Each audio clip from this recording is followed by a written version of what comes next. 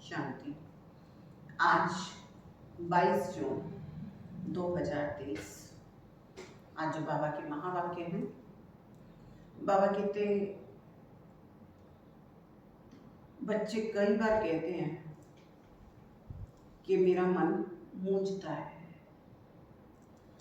बाबा कहते तुम शब्द ही गलत यूज करते हो। तुमको तो ये कहना चाहिए कि हमारा बुद्धि योग बाहर भटकता है। बाबा कहते जब बुद्धि योग टूटता है, बाहर भटकता है, तभी मन में उदासी आती है, तभी जो है खुशी गुम होती है।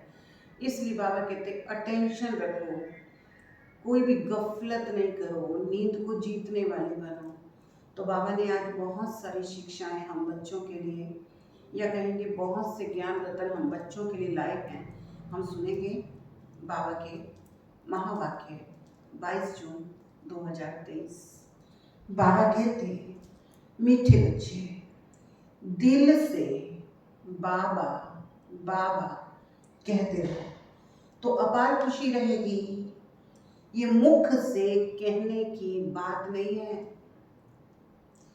अंदर में सिमरन चलता रहे तो सब कलह कलेश मिट जाएंगे।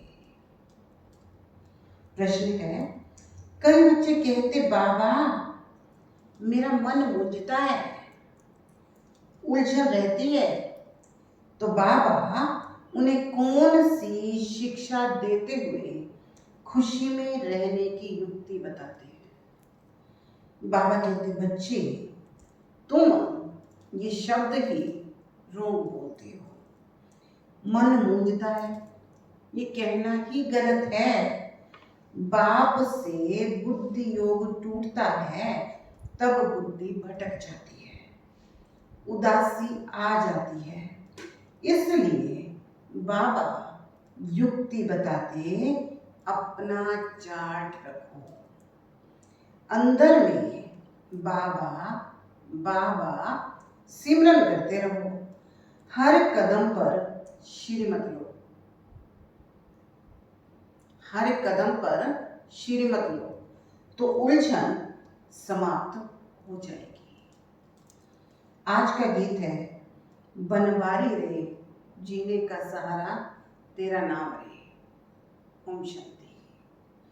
निराकार भगवानुवाच, निराकार बच्चों प्रति, निराकार भगवानुवाच किस द्वारा? अब वो निराकार है तो बोलेगा किस द्वारा? तो लोन लिए हुए तन द्वारा। समझाया गया है निराकार परमात्मा का कोई शारीरिक नाम नहीं है। बाकी जो भी मनुष्य मात्र हैं उनका शारीरिक नाम पड़ता है, उस नाम से बुलाया जाता है। यहाँ फिर निराकार बाप निराकारी बच्चों को कहते हैं इस शरीर को भूल जाओ। तुम आत्माओं को ये शरीर छोड़ मेरे पास आना है। बाकी तुमको इस मृत्यु लोक में जन्म नहीं लेना है। वह लौकिक माँ बाप शारीरिक संबंध में लाते हैं, कहते हैं ये तुम्हारा फलाना है, और पारलौकिक बाप कहते हैं हम निराकार हैं, जिसको परम पिता परमात्मा कहा जाता है। तुम भी निराकार आत्मा हो। इस शरीर का आधार लिया है, तुम्हारा अपना शरीर है, हमारा शरीर उधार लिया हुआ है। बाबा ने दोनों में कंपेयर किया है। बाबा कहते तुम्हारे पास अपना शरीर है और भगवान परमात्मा शिव ने जो शरीर लिया वो उधार लिया हुआ है। अभी तुम मुझ बाप को याद करो, मैं तुम आत्माओं का निराकार बाप हूँ। बाबा बाबा अक्षर बोलो। कभी कभी कोई बच्चे कहते हैं हमारा मन मूंझता है, मन में खुशी नहीं है। अरे मन अक्षर क्यों कहते हो? बोलो बाबा हमको क्यों भूल जाता है? बाबा जो हमको स्वर्ग का लायक बनाता है उसको हम क्यों भूलते हैं? शरीर का भान छोड़ देही अभिमानी बनो। बाबा कहते हैं अब तुमको वापस आना है, मुझे याद करो। निराकार बाबा निराकार आत्माओं को कहते हैं बाबा बाबा करते रहो। ये बाबा है और फिर माता है गुप्त। ये कौन है? बाप है और माता है गुप्त। फादर के साथ माता तो जरूर चाहिए। दुनिया में किसी को पता नहीं कि बाप इनके द्वारा मुख वंशावली बनाते हैं, तब उनको फादर कहते हैं।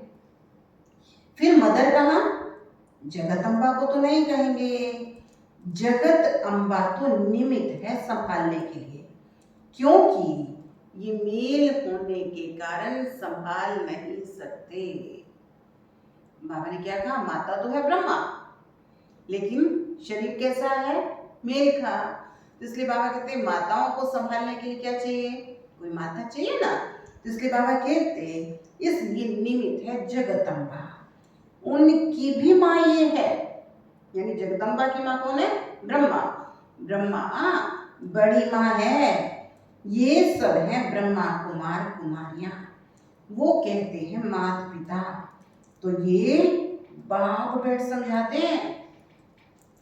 ये कोई साधु संत का काम नहीं है। बाप स्वर्ग की स्थापना करते हैं। माया रावण नरक बनाने लग पड़ती है। बाप सुख देते हैं और माया दुख देती है।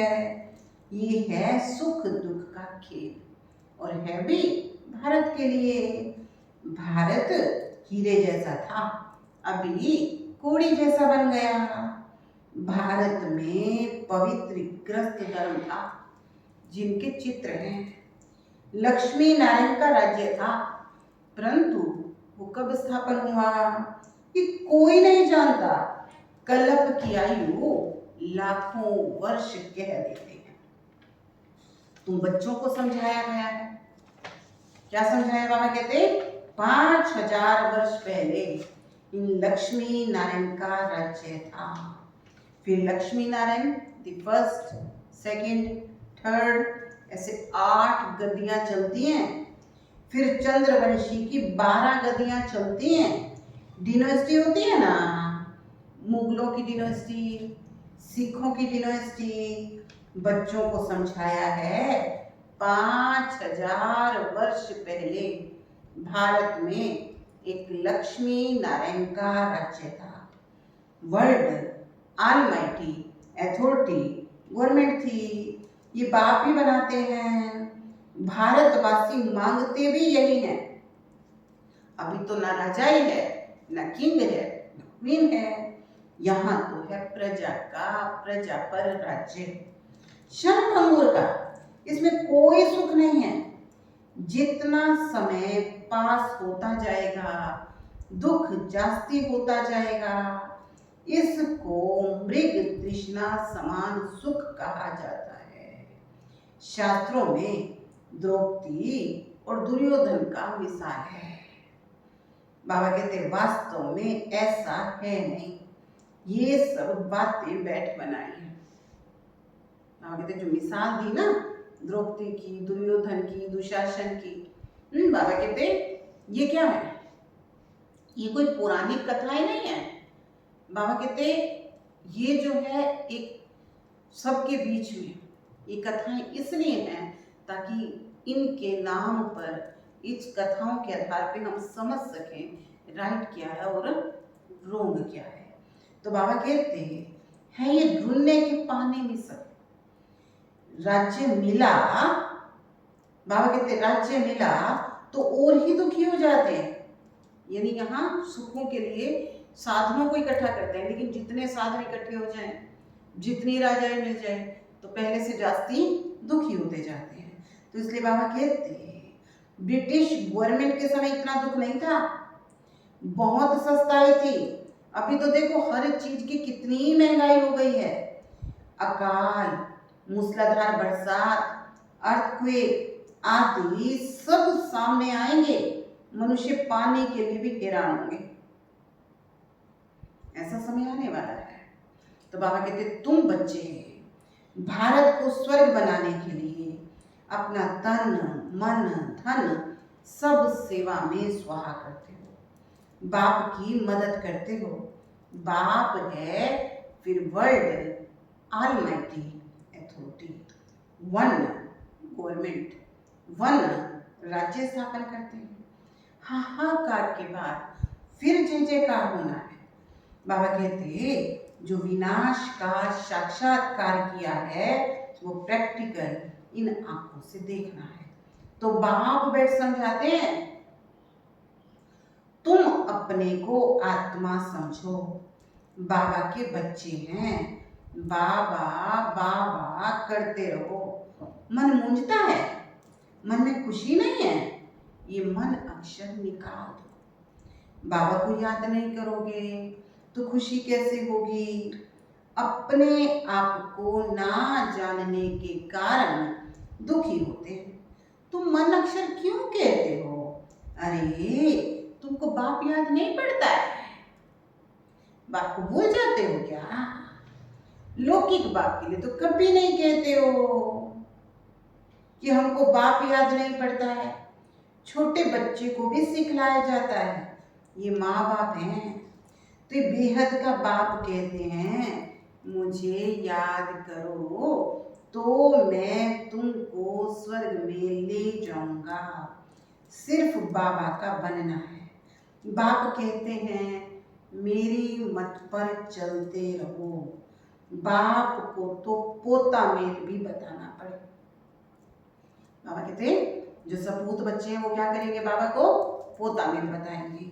तो बाप को अपने बच्चों का पता तो होना चाहिए कि मेरा बच्चा कितनी कमाई करता है।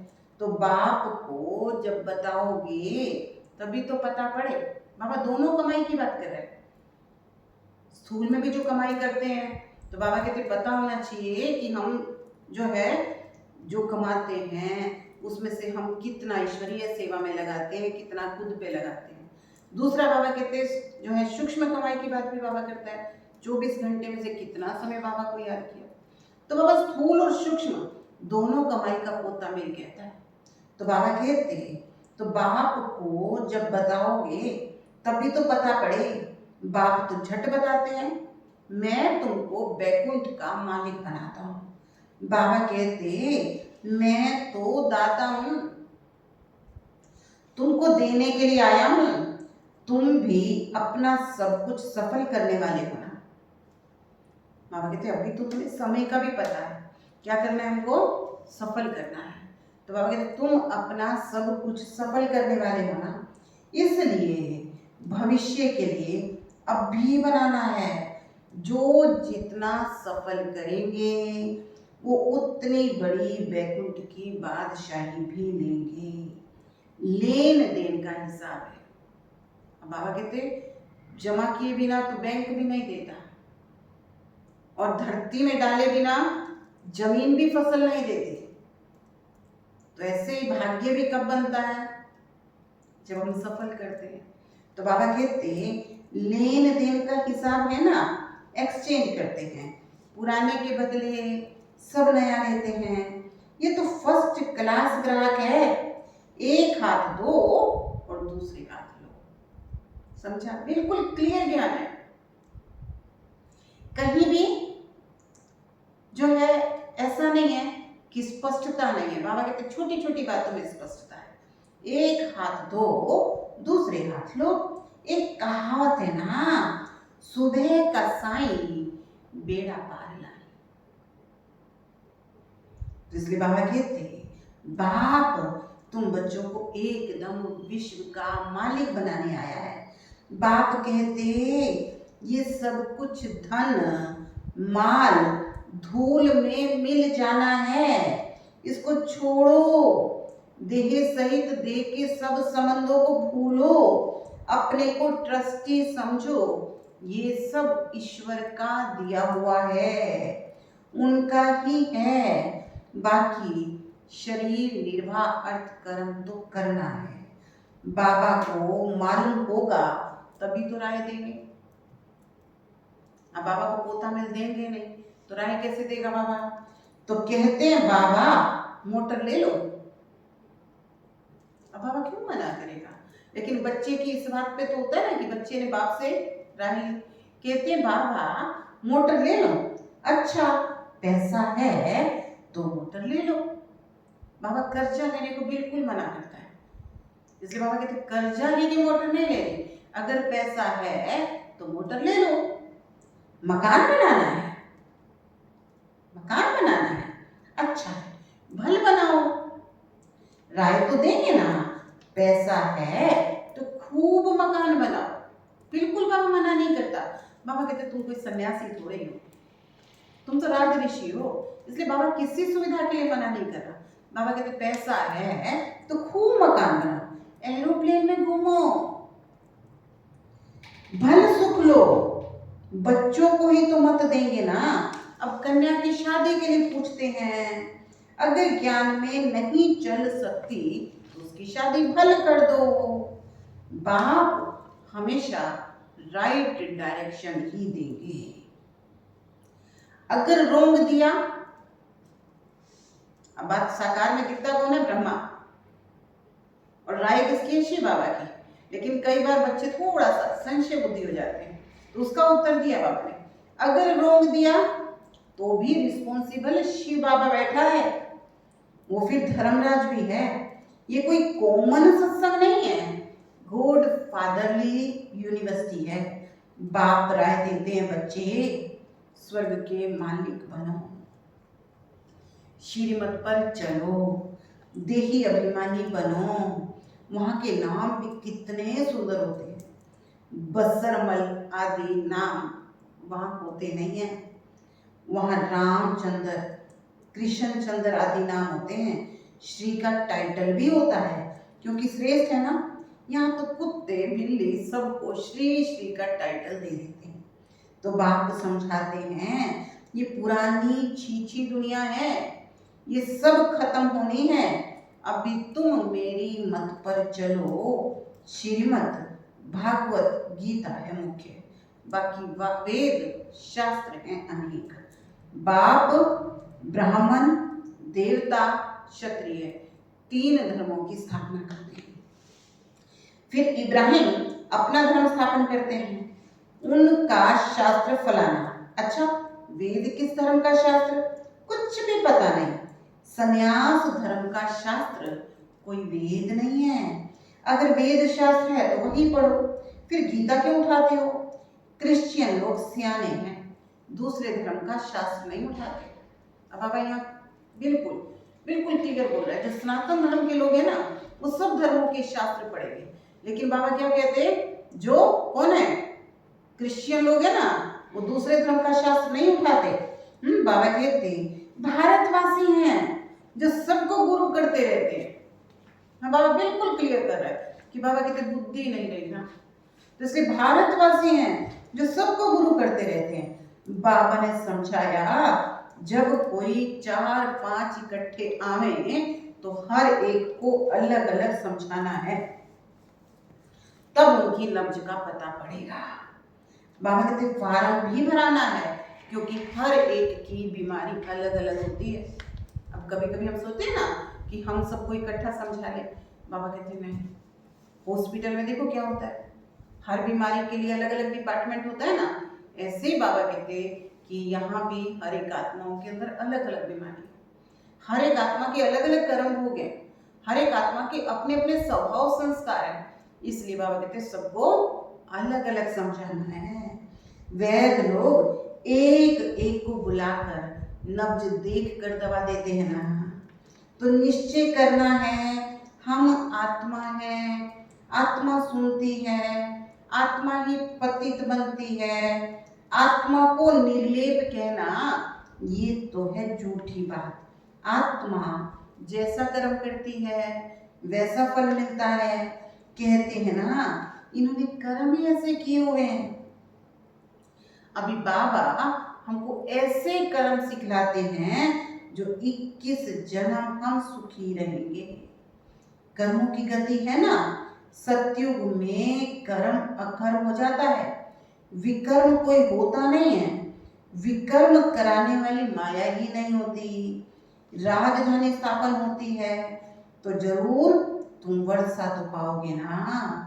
कर्मातीत अवस्था को पाना है। जन्म जन्मांतर के पाप सिर पर हैं। गंगा स्नान व जप तप करने से विकर्म विनाश नहीं होंगे। विकर्म विनाश योग अग्नि से ही होते हैं। अंत में सबके हिसाब किताब चुकतू होंगे, नंबरवार पुरुषार्थ। चुकतू नहीं होगा तो सजा खानी पड़ेगी। चुकतू करना है बाप की याद से।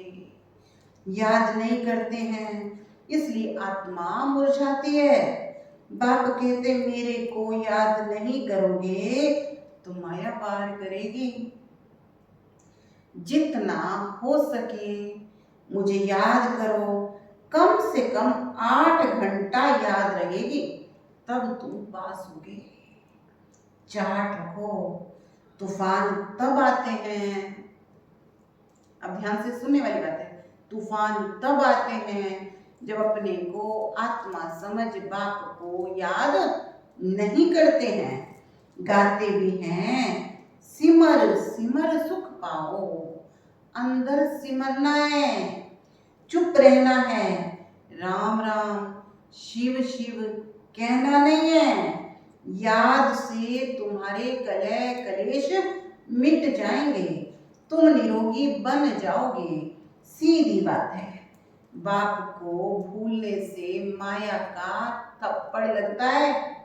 बाप कहते रहो फल ग्रस्त व्यवहार में, लेकिन कदम कदम पर बाबा से राय लेते रहो, कहीं पाप का काम ना हो जाए। कन्या ज्ञान में नहीं आती है तो उसको तो देना ही पड़े। अब बाबा यहाँ अपने स्थूल धन की बात कर रहे हैं। बाबा कहते बच्चों को कोशिश करके ज्ञान में चलाओ, क्योंकि तुम अपना पैसा बाप के काम में नहीं लगा सकते हो। लेकिन अगर कन्या ज्ञान में नहीं आती है तो उसको तो देना ही पड़े। कई फिर बाप की मिल्कियत पर बड़ा झगड़ा करते हैं। बच्चा अगर पवित्र नहीं रहता तो अपना कमा सकता है। देखो कितना कितना क्लियरली बाबा ज्ञान दे रहा है कि अगर बच्चा पवित्र नहीं रहता यानी ज्ञान में नहीं चलता तो अपना कमा सकता है, वो जाकर भले शादी करे। बाबा कहते हैं कई तो फिर बाप की मिल्कियत पर झगड़ा कर लेते हैं, पूरा समाचार नहीं देते हैं। वो हुए सोतेले, मातेले तो जरूर बताएंगे। बाप को समाचार नहीं देंगे तो बाप कैसे जानेंगे। यहाँ तुम्हारा चेहरा हर्षित मुख होगा तब भी तो तुम, वहां बाबा कहते तब भी तो तुम सदा हर्षित मुख रहोगे। बिरला मंदिर में लक्ष्मी नारायण को देखो, कितने फर्स्ट क्लास चित्र हैं, परंतु जानते नहीं है ये कब आए थे। अभी वो भारत का राज्य कहाँ गया तुम जाकर समझा सकते हो। पहले थे सतो प्रधान अव्यभिचारी भक्ति, फिर बाद में हुई व्यभिचारी रजो तमो प्रधान भक्ति, आगे तो परमात्मा को बेअंत कहते थे, अभी कहते हैं सब ईश्वर ही ईश्वर हैं। इसको तमो बुद्धि कहा जाता है। तो ऐसे नहीं कहना चाहिए हमारा मन नहीं लगता। ये तुम क्या कहते हो। बाप को भूलने से ये हाल होता है। बाप को याद करो तो खुशी का पारा चढ़ेगा। बाप को याद करने में बड़ी भारी कमाई है। सारी रात बाप को याद करो, नींद को जीतने वाले बनो। गाते भी हो बलिहार जाऊं। अब बाप कहते हैं मैं आया हूं, मुझे याद करो। मुझ आत्मा का बाप वही है, उसको याद करना है और सबसे ममत्व मिट जाना चाहिए। नष्टो मोहावन बस एक के साथ बुद्धि लगानी है तो पक्के हो जाओगे। मुझे तो नए घर में जाना है, पुराने घर से क्यों ममत्व रखें। नया मकान बनाया जाता है तो पुराने से दिल हट जाती है ना।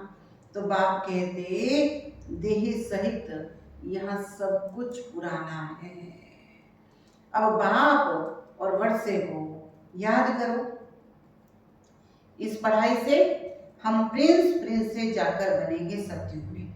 सेकंड में बाबा प्रत्यक्ष फल देते हैं। ये है प्रिंस प्रिंसेस बनने का कॉलेज। प्रिंस प्रिंसेस का कॉलेज नहीं, यहाँ बनना है। फिर प्रिंस के बाद राजा तो जरूर बनेंगे। समझो बाबा क्या कहते हैं? ये प्रिंस प्रिंसेस बनने का कॉलेज, प्रिंस प्रिंसेस का कॉलेज नहीं, प्रिंस प्रिंसेस का कॉलेज नहीं है। ये कॉलेज है प्रिंस प्रिंसेस बनने का। तो यहाँ बनना है, फिर प्रिंस के बाद राजा अवश्य बनेंगे। अच्छा, बाप दादा मीठी मीठी मम्मा का सिकिला दे बच्चे को याद प्यार और गुड मॉर्निंग। रूहानी बाप की रूहानी बच्चों को नमस्ते। हम रूहानी बच्चों की रूहानी बाप दादा को याद प्यार गुड मॉर्निंग नमस्ते ओम शांति। धारणा के लिए मुख्य सार बाबा कहते हैं भारत को स्वर्ग बनाने की सेवा में अपना तन मन धन सब स्वाहा करना है। बाप का पूरा पूरा मददगार बनना है। सेकंड है यहाँ हर्षित मुख रहना है। किसी भी बात में मुरझाना नहीं है। बाप की याद से सब कलह कलेश मिटा देने हैं। किसे? बाप की याद से सब कलह कलेश मिटा देने हैं। वरदान है अथॉरिटी के आसन पर स्थित रहे।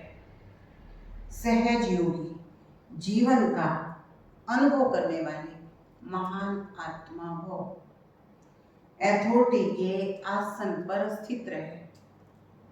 सहज योगी जीवन का अनुभव करने वाले महान आत्मा हो। जैसे स्पीकर की सीट सहज ही ले लेते हो। स्पीकर की सीट सबको शौक होता है ना, स्टेज पे मैं आऊं, मैं बोलूं, मैं बात करूं, मैं समझाऊं। तो आप कहते हैं जैसे स्पीकर की सीट सहज ले लेते हो, ऐसे अभी सर्व अनुभवों की अथॉरिटी बनो। अथॉरिटी के आसन पर स्थित रहो, यानी हर चीज का, हर गुण का, हर शक्ति का अनुभव। और उसके लिए हम कहें हाँ हमने जाना है, हमने पाया है, हमने महसूस किया है कि भगवान क्या होता है, भगवान की शक्तियाँ क्या होती हैं, भगवान का प्यार क्या होता है और भगवान की ताकत से मिलता है। तो बाबा कहते अनुभव की अथॉरिटी बनो। तो बाबा कहते सहज योगी, सदा के योगी, स्वतः योगी बन जाओगे। ऐसे अथॉरिटी वालों के आगे माया झुकेगी, ना कि झुकाएगी। जैसे हद की अथॉरिटी वाले विशेष व्यक्तियों के आगे सब झुकते हैं। अब दुनिया में देखो, कोई पावर वाला पर्सन है, चाहे वो पवित्रता की पावर है, चाहे पद की पावर है, तो उसके आगे सब झुकते हैं। तो अथॉरिटी की महानता सबको झुकाती है। तो ऐसे आप महान आत्माएं अनुभव की अथॉरिटी में रहो तो सब आप ही झुकेंगे। स्लोगन है सदा खुश रहना, खुशी का खजाना बांटना और सब में खुशी की लहर फैलाना, यही श्रेष्ठ सेवा है। क्या कहा?